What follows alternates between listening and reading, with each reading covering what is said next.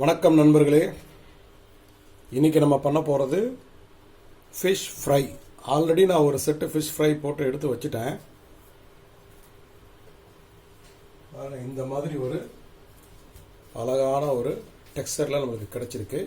இதை உங்களுக்கு நான் பண்ணி காமிக்கிறேன். எப்பயுமே நம்ம போடுற எல்லா வீடியோக்களும் ஒரு தடவை பரிசோதனை செஞ்சு பார்த்துட்டு அப்புறம் தான் உங்களுக்கு போடுறோம். அதனால் எங்களுடைய அளவுகள் எங்கேயும் தவறு வராது. ஸோ இந்த எண்ணெய் பாருங்கள், ஏற்கனவே நான் CPF மெத்தடில் யூஸ் பண்ண எண்ணெய் தான். அதை திருப்பி ஃபில்டர் பண்ணி எடுத்திருக்கேன். ஸோ இந்த எண்ணெய் ஒரு கப்பு. மீன் மசாலா போட்டு ஊற வச்சுருக்கேன். உங்களுக்கு என்ன மசாலா பிடிக்குமோ அந்த மசாலா நீங்கள் போட்டுக்கலாம்.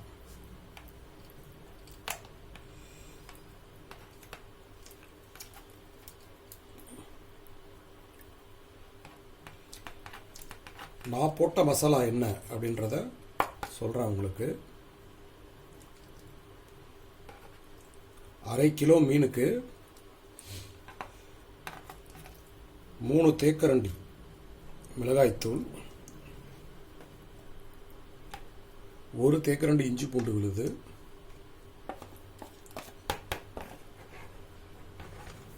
1 மஞ்சள் 1/4 தேக்கரண்டி, 1 மேஜைக்கரண்டி தேங்காய் துருவல், 1 மேஜைக்கரண்டி தக்காளி விழுது,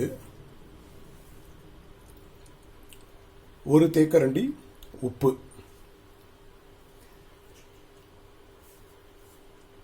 சீரகத்தூள் 1/2 தேக்கரண்டி. இதெல்லாம் போட்டு நான் ஊற வச்சுருக்கேன். உங்களுக்கு என்ன மசாலா பிடிக்குமோ அதை நீங்கள் போட்டு ஊற வைக்கலாம். ஸோ நான் மீன் போட்டாச்சு. இப்போ நம்மளுடைய மேஜிக் பாட்டை மூடுறோம்.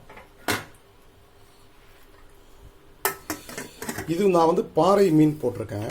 மீனோட தன்மைக்கு ஏறுற மாதிரி நம்மளுக்கு டைமிங் டிஃபர் ஆகும். நான் இந்த மீனுக்கு 9 நிமிடம் டைம் வைக்க போகிறேன். இந்த மாதிரி கோல்டு ப்ரெஷர் ஃப்ரையிங்கில் நீங்கள் முக்கியமாக பார்க்க வேண்டியது டைமிங், விசில் இதெல்லாம் தாண்டி அதில் இருக்க நீர்த்தன்மையை தான் நம்ம வெளியில் எடுக்க போகிறோம்.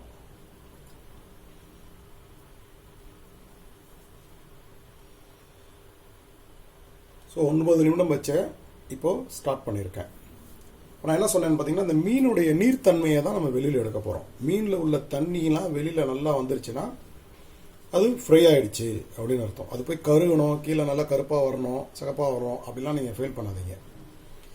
மீனுள்ள இருக்கிற தண்ணி வெளியில் எப்படி வருது, அந்த மசாலா உள்ள தண்ணி மீனில் உள்ள தண்ணி எப்படின்றத ஈஸியாக கண்டுபிடிக்கலாம்.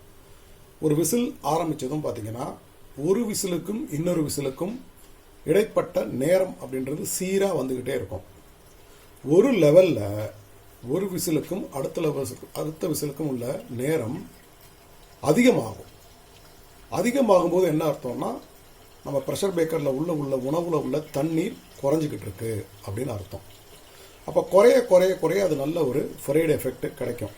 நல்ல குக்காகி ஃப்ரைடு எஃபெக்ட் கிடைக்கும். நல்லா குறைஞ்சிருச்சு அப்படின்னா ஃப்ரைட் ஆகிடுச்சுன்னு அர்த்தம். இதுக்கு இடையில உங்களுக்கு ஒரு ஃப்ரையான ஸ்மெல்லு வரும். இந்த விசிலோடு சேர்த்து, விசிலுக்கு மேலே ப்ரெஷர் வரும்போது அதோடு சேர்த்து கொஞ்சம் புகையும் வரும். அப்போ என்ன அர்த்தம், நம்மளுடைய உள்ளே இருக்கிற பொருள் நல்லா ஃப்ரை ஆகிடுச்சுன்னு அர்த்தம். அந்த நேரத்தில் நம்ம அணைச்சிடலாம். 9 நிமிடம் அப்படின்னு நம்ம வச்சுருக்கிறது ஒரு கணக்குக்கு தான். நம்ம போடுற மீனோட அளவு, அதில் உள்ள தண்ணியோட அளவு, நம்ம போடுற மசாலாவில் இருக்கிற தண்ணி அளவு, இதெல்லாம் பொறுத்து இது மாறும். இதெல்லாமே ஒரு சின்ன சின்ன டெக்னிக் தான். நீங்கள் பார்க்க வேண்டியது, நான் மறுபடியும் சொன்ன மாதிரி, ஒரு விசிலுக்கும் அடுத்த விசிலுக்கும் இடைப்பட்ட நேரம் சீராக வந்துட்டே இருந்ததுன்னா தண்ணி வந்துக்கிட்டே இருக்குன்னு அர்த்தம். இடைப்பட்ட நேரம் அதிகமாக அதிகமாக உள்ளே இருக்கிற தண்ணி குறையுதுன்னு அர்த்தம். அப்போ நல்லா ஃப்ரை ஆகிட்டு இருக்குன்னு அர்த்தம். அந்த நேரத்தில் ப்ரெஷரோடு சேர்த்து ஒரு ஃப்ரைடு எஃபெக்டான ஸ்மெல்லோ இல்லை கருகின ஸ்மெல்லோ இல்லை அதோடு சேர்த்து கொஞ்சம் புகையும் வந்ததுன்னா நீங்கள் இமீடியட்டாக ஆஃப் பண்ணிட வேண்டியது தான். ஸோ இப்போது 9 நிமிடம் நான் வச்சுருக்கேன். ப்ரெஷர் நல்லா செட்டில் டெவலப் ஆகி ப்ரெஷர் இண்டிகேட்டர் மேலே வந்துடுச்சு. இப்போலேருந்து முதல் விசில் அடிக்க ஆரம்பிக்கும். முதல் விசிலுக்கும் அடுத்த விசிலுக்கும் முதல்ல ஒரு 10-15 விசில் வரைக்கும் பார்த்தீங்கன்னா ஒரு சீரான இடைவெளி தான் இருக்கும். ஒரு 7 நிமிடம் வரைக்கும். அதற்கப்புறம் அந்த இடைவெளி அதிகமாகும். அப்போ ஃப்ரை ஆகிடுச்சுன்னு அர்த்தம். ஸோ இது நம்மளுடைய டெக்னிக்கு. இது எப்படி இருக்குது அப்படின்றத இந்த ஒரு விசிலுக்கும் அடுத்த விசிலுக்கும் உண்டான இடைவெளி அதிகமாகும் போது நான் உங்கள்கிட்ட சொல்கிறேன்.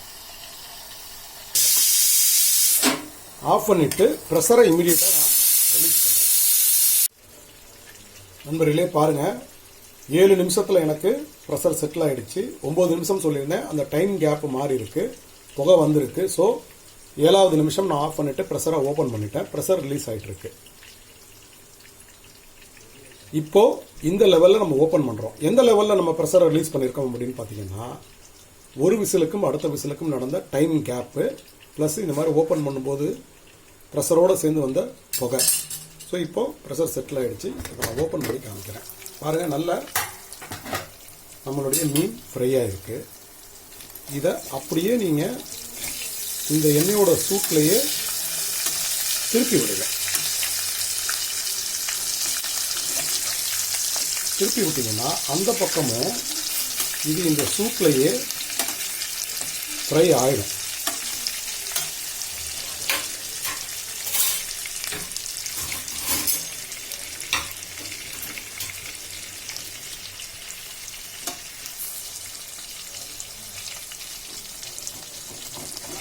எண்ணெய் இருக்குது, சூடாக இருக்குது, அதனால் கொஞ்சம் ஜாக்கிரதையாக ஹேண்டில் பண்ணுங்கள்.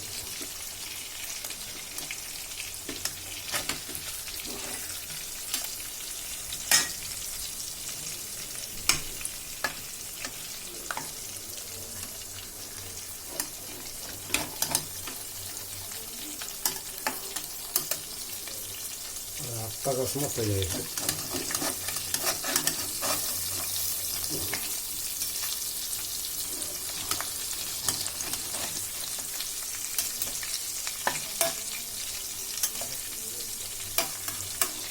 மீன் மிருதுவாக இருந்ததுனால இந்த மீன் கொஞ்சம் உடஞ்சிருச்சு.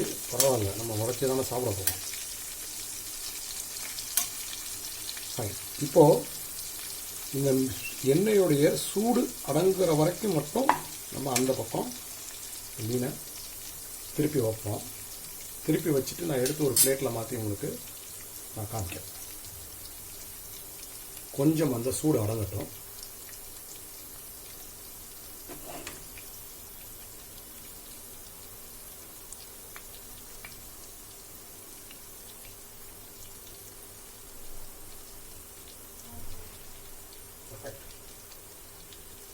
Perfect.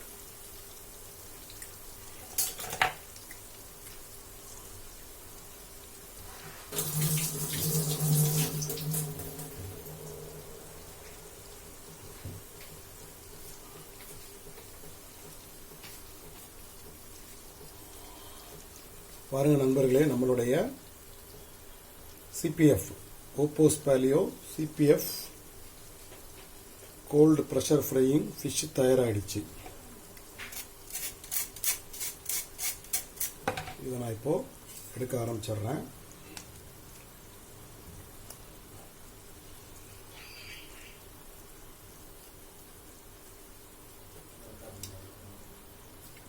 இந்த பக்கம் எப்படி இருக்கும்னா நல்லா பாயில் ஆகிருக்கும்.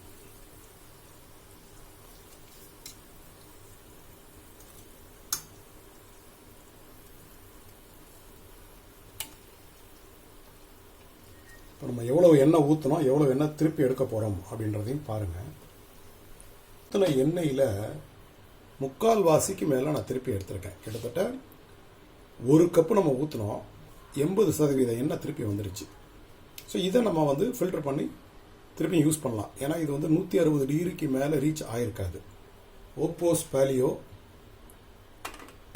CPF மெத்தடில் பண்ண ஃபிஷ் ஃப்ரை தயாராக இருக்குது. நீங்களும் உங்கள் வீட்டில் செஞ்சு என்ஜாய் பண்ணுங்கள். நன்றி. நான் உங்கள் கண்ணன் அழகிரிசாமி.